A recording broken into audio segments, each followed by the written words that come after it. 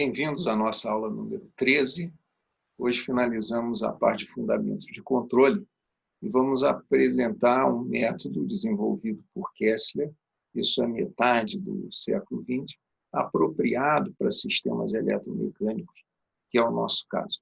O que o Kessler fez foi perceber que nos sistemas eletromecânicos temos uma parte rápida e uma parte lenta. Normalmente a parte rápida é elétrica, a parte lenta é mecânica, ou às vezes a parte rápida é eletrônica, a parte lenta é elétrica. E ele propôs duas técnicas de controle. Uma, quando o seu problema maior é rejeitar uma perturbação, e a outra, quando o seu problema maior é acompanhar uma referência. Hoje ainda nós vamos entender melhor por que é importante dois procedimentos diferentes. Bem, chamando a pequena constante de tempo de tau e a grande constante de tempo de t, o resultado do Kessler para um regulador proporcional integral, o trabalho dele é mais amplo, vai também para proporcional integral derivativo, mas para um regulador proporcional integral, onde se considera Ks o ganho da malha aberta, da planta que eu quero controlar, e, mais uma vez, é importante se conhecer a planta que queremos controlar. Ninguém controla se não conhecer o processo a ser controlado. Podemos chegar aos parâmetros do ganho do regulador e da constante de tempo integral do regulador TI, que são dados para o critério que ele chamou de magnitude ótima, que é o critério adotado quando a sua preocupação é acompanhar um sinal de referência. Você vai escolher o TI como sendo a maior constante de tempo, a constante de tempo mais lenta. E o ganho, dado pela essa relação, maior constante de tempo, 2 vezes o ganho da planta dividido por tau.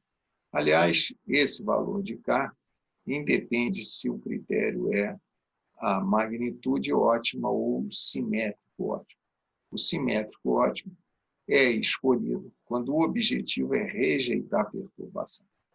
Perceba que, e você vai ter isso mais claro mais adiante, apesar dos polos serem os mesmos, a dinâmica será diferente se eu quero rejeitar uma perturbação ou se eu quero acompanhar uma referência.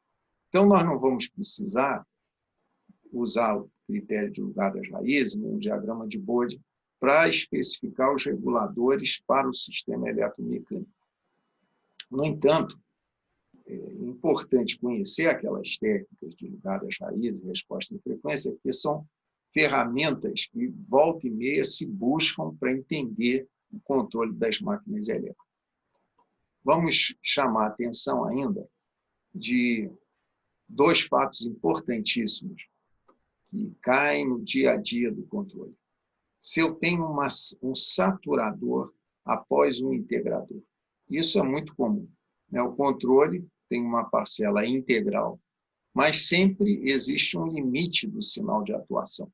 A máxima abertura de admissão de água, a mínima abertura para admissão de água, o maior ângulo de disparo, o menor ângulo de disparo. Isso tudo são limites representados aqui. O que essa figura ilustra? Vamos dizer que eu tenho um sinal de erro que vem até esse instante T1 como constante. E eu estou integrando. Quando chegou nesse instante de tempo aqui, a saturação foi atingida. Portanto, na minha saída, a partir deste instante de tempo, que é antes de T1, eu já estou com a minha saída limitada. Agora, no instante T1, o sinal de erro muda de positivo para negativo. O integrador começa a decrescer. Mas a minha saída Y só vai perceber aquele fato quando o sinal se tornar menor do que o limite. Percebe que aqui teve um atraso. né? E como que a gente compensa isso? Pelos chamados mecanismo de anti-wind-up. O wind-up dá a sensação daquela onda que foi a mais. Alguma coisa que eu faça para ir contra isso. E é simples, é um mecanismo não linear que percebe quando a saturação é atingida, eu paro com a minha função de integração. Então, venha, eu estou com um sinal de erro, comecei a integrar. Cheguei nesse ponto, o limite foi atingido. Eu paro de integrar, eu não continuo. Aqui antes, note bem, aqui antes eu continuava integrando. Agora não, eu paro de integrar. Isso significa que no momento, no instante T1, quando o sinal de erro muda, a minha saída imediatamente muda. Então, qualquer regulador com parcela integral, nossos reguladores vão ter parcela integral, eles precisam de um mecanismo de anti-wind-up. E outra observação muito importante, que explica por que anteriormente nós só tratamos dos reguladores integrais, é que existe um problema de introduzir uma parcela derivativa se na saída do regulador eu tiver um sistema amostrado. Isso é que acontece em eletrônica de potência. Os instantes de disparo não são contínuos, são instantes de disparo. É como se fosse um sistema amostrado. Então, para ilustrar por que eu não posso ter parcela derivativa, pegamos o exemplo de um sinal de erro que teve uma variação no instante T1.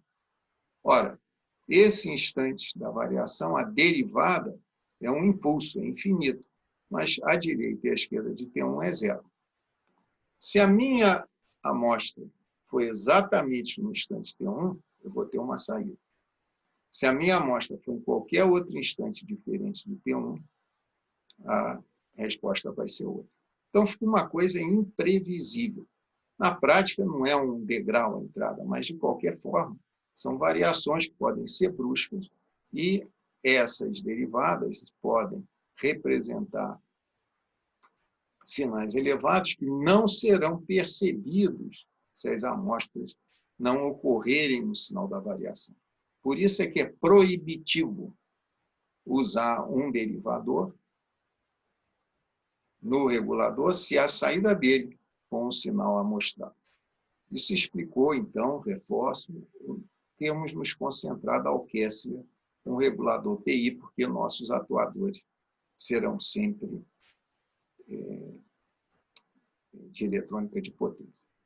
Agora, finalizando aqui o capítulo, vamos observar uma coisa muito interessante com as malhas de controle, que, inclusive, vão nos fazer entender melhor por que o Kessler propôs um critério para a variação da referência e outro critério para a variação da perturbação. Então, tem aqui uma malha de controle com funções de transferência na malha direta, na malha inversa, um ganho K. Novamente, se o meu regulador tiver uma dinâmica, não for puramente proporcional, toda essa dinâmica eu incorporo na plantadinha. Então, se você fizer o exercício de calcular Y sobre R, ou E sobre R, ou U sobre R, ou Y sobre P, todas essas funções de transferência, você vai verificar que o denominador é sempre o mesmo. É sempre o mesmo denominador. Independe de quem é a minha entrada, quem é a minha saída. Por isso, a força do lugar das raízes. Mas cuidado, os numeradores são diferentes. Totalmente diferentes um do outro. Ou seja, os zeros da função de transferência à malha fechada serão outros. E a resposta no tempo, a qualidade da resposta no tempo, só depende da posição dos polos, mas a quantidade, a ponderação dessas parcelas, das parcelas dos polos, vão depender dos zeros. Isso a gente sabe de resolução de equação diferencial, de cálculo de transformada inversa de Laplace. Os zeros vão desempenhar um papel importante nos coeficientes das exponenciais no tempo, oriundas dois polos da função de transferência. Então, por isso, pode acontecer que a função de transferência R sobre Y, que é a saída, está aqui, R sobre R, Y sobre R é essa, mais Y sobre P é essa aqui de baixo. Nota que o zero aqui é diferente do zero aqui. Então, o jeitão pode ser diferente, o que me obrigue a escolher outro regulador, dependendo de quem eu quero tratar.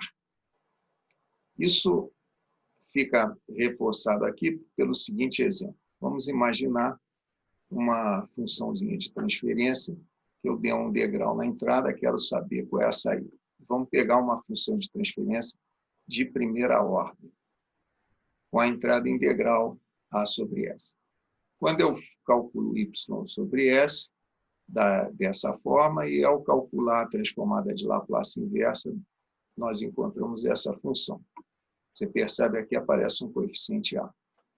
Agora vamos pegar um sistema de primeira ordem com um zero.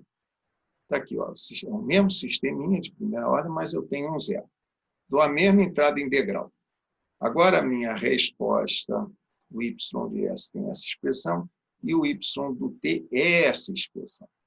Perceba que o coeficiente agora depende do tal 2 menos o tal 1. Anteriormente, não. Agora depende de tal 2 menos tal 1. E é tal que, se esses valores são muito próximos, esse termo aqui se anula. Essa influência na resposta no tempo é praticamente nula. Isso corresponde ao que se fala, né? Um polo, um zero matando um polo. De fato, um zero nunca vai cair exatamente em cima do polo, nunca. Se isso daqui fosse no semiplano da direita, se aqui fosse um E elevado a mais T sobre tal 2 positivo, ainda que esse valor fosse pequeno, com o passar do tempo, isso ia tendendo para infinito. Mas se corresponde a uma situação em que tal 2 é positivo e esse sinal é negativo, um pequeno valor aqui significa que essa parcela quase não influencia. Então, percebeu a influência do zero na resposta no tempo.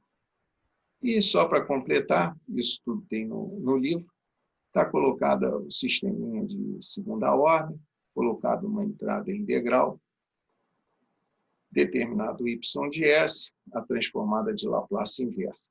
Novamente aqui, percebemos, né, que essa transformada de Laplace inversa, o decaimento depende do que se ômega n, que já foi tratado várias vezes anteriormente, e que existe ainda uma oscilação, que é a função não de ômega n, não dessa frequência ômega n, mas de ômega d, que é uma frequência diferente de ômega n, muito próxima de ômega n, conforme o que se é menor. Bem, são esses os conceitos principais que eu queria transmitir. É muito importante a gente se acostumar com o critério do Kessler. Existe uma referência no livro, que é um paper do Umland Safundin, onde ele compara a técnica do Kessler com os tradicionais sistemas projetados pelo diagrama de lugar das raízes ou diagrama de Bode, quase como fechando tudo isso que foi apresentado. Na próxima aula, nós já vamos entrar no controle específico das máquinas elétricas, aproveitando todo esse fundamento teórico visto nas 3 últimas aulas. Muito obrigado pela atenção.